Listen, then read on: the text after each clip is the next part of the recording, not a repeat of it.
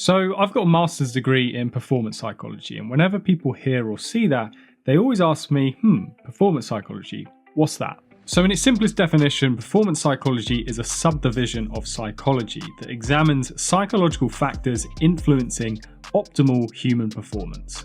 Now, what kind of psychological factors does that incorporate? Well, there's many. Just think of anything that goes into the process of performing your best at something.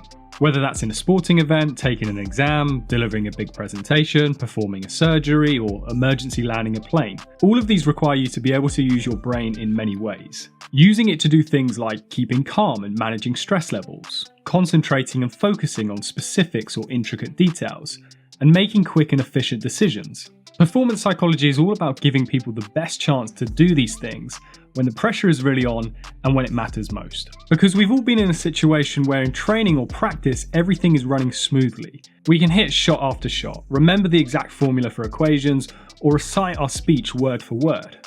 But then when it's time for the real thing, we get the shakes, we can't think clearly, or our minds just go blank. So performance psychology is a field about trying to understand why this happens, and also what can be done to prevent it. It's about equipping people with skills and methods to control their stress response and emotions, help them gain mental clarity when working on the toughest challenges, and filling them with the confidence needed to put in their absolute best performance.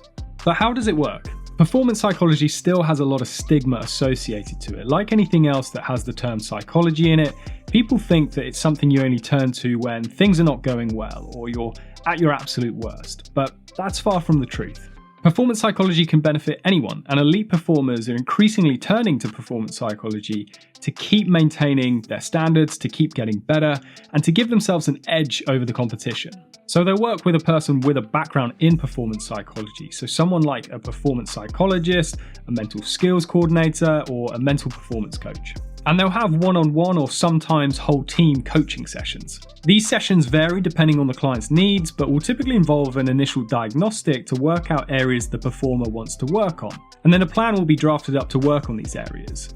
The coach will then introduce the performer to a range of concepts, ideas, and skills to help them learn more about what's going on inside their head and how to maximize their chances of staying in control when it matters most. It's then up to the performer to implement these skills during practice, their day-to-day work, and then also during performances. The performance coach will check in regularly with the performer, and future sessions will be used to reflect on what's working, work out what needs tinkering, and also to identify some new areas to work on. So just like top performers will choose to work with a nutritionist or a personal trainer, they can also choose to work with an expert in performance psychology to ensure that they're consistently reaching the top of their game. So how can I find out more? Well, there's a lot of great books written by top performance and sports psychologists that I definitely recommend. One of which would be The Chimp Paradox by Stephen Peters, who worked extensively with the Team GB Olympic cycling team that dominated in 2008 and 2012, England's football team, and the GOAT of snooker, Ronnie O'Sullivan. Also check out The Pressure Principle by Dave Allred, who was Rugby World Cup winner Jonny Wilkinson's kicking and mental performance coach. And finally, The Inner Game of Tennis by Tim Galloway, which is an amazing must-read book for anyone interested in high performance, not just for people interested in tennis, but literally any sport or any domain in which you're trying to excel. And also check out more videos on my channel. I've got loads documenting all the different mental skills that top performers use. And if you've got any other general questions about performance psychology, drop those in the comments below and I'll get back to you. And I'll see you in the next video.